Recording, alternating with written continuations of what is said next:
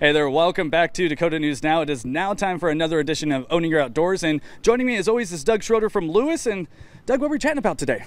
We're going to talk about a few garden problems I've been hearing about. People all the time call or write me and ask about different things they're having going on in their garden, and thought, well, you'd discuss a few of them. So one of the ones that we were thinking about talking about, rot on the bottom of tomatoes, right? Yes, blossom end rot is real common, and people are dealing with it a lot this year.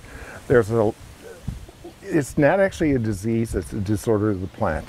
The plant, for some reason, is not transporting calcium up to the fruit, and that's usually a water issue where the root system didn't get enough water at some point, and so the fruit is lacking the calcium, and you'll start seeing that little wet spot, then it turns black and starts rotting. Is that something that drought can also contribute to, the plant not getting enough water? Drought is definitely a consideration on it. The high temps we had in June and getting enough water to the plants you want it to be consistent. It's better to water a couple times a week and do it to a depth of about 6 inches than to water every day and just lightly water. So water is going to fix that. Can you add calcium to the soil to help? You can. There are different products that do have calcium in it. There's also some sprays that you can put on your plants that also work very well.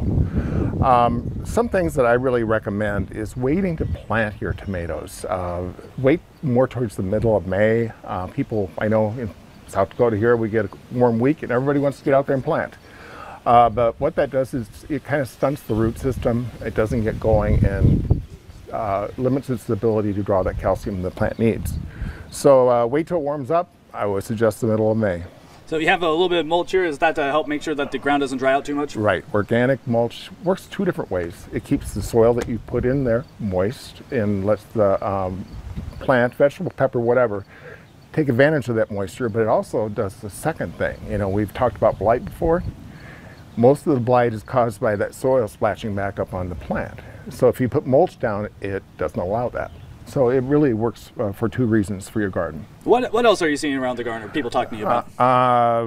I'm seeing a lot of people talking about pepper plants not blooming, cucumbers quitting blooming. That can be a number of things. Usually it's a water issue. You've gone on vacation for a period, let the plants get dry. The root system is not allowing it to form blossoms. Other things can be using a fertilizer that is too high in nitrogen will actually make the plant quit blossoming. So really look at the fertilizer you're using on your plants. And lastly, I always suggest make notes of what you planted. Yeah. Because you want to keep a diary of what you planted. You're going to find that certain varieties worked very well in your gardens. Other varieties, you had a lot of blossom end rot, or they just didn't produce. But it's always good to keep track of that. And like we've talked about before, some plants, you don't want to plant them year after year in the same spot. You want to plant different plants there to replenish the soil. Exactly. Rotate them. They all draw different things from the soil, and you want a good balance. All right, Doug, great tips. Thank you for joining us this morning. We're going to have all this information online at dakotanewsnow.com after the show, but make sure you stick around because we have Fastcast coming up next.